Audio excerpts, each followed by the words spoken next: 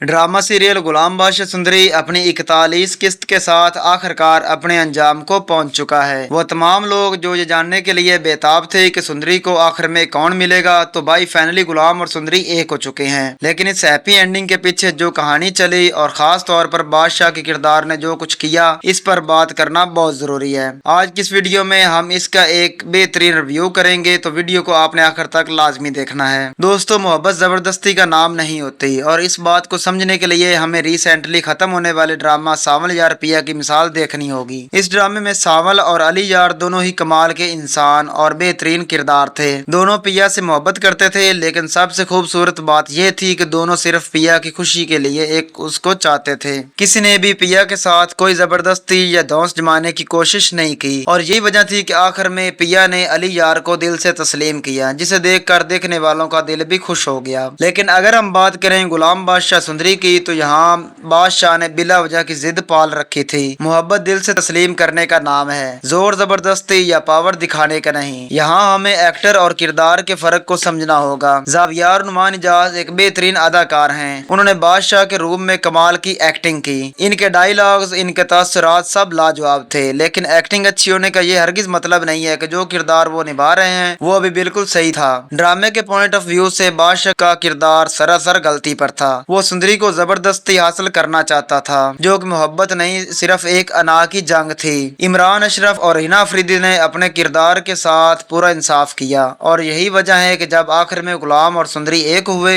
तो नाजरीन ने सुकून का सांस लिया, क्योंकि राइटर ने यह दिखा दिया कि जबरदस्ती की जिद कभी सच्ची मोहब्बत पर हावी नहीं हो सकती। आप लोगों को गुलाम बादशाह सुंदरी की ये आखिरी किस्त कैसी लगी? क्या बादशाह के अंजाम से आप मुतमिन हैं? ज़ावियार नुमान की एक्टिंग के बारे में आपकी क्या राय है? कमेंट सेशन में जरूर बताएं। वीडियो पसंद आई हो तो लाइक करें और चैनल को सब्सक्राइब करना मत भूलिएगा। मिलते हैं अगली वीडियो में, तब तक के लिए अल्लाह हाफिज।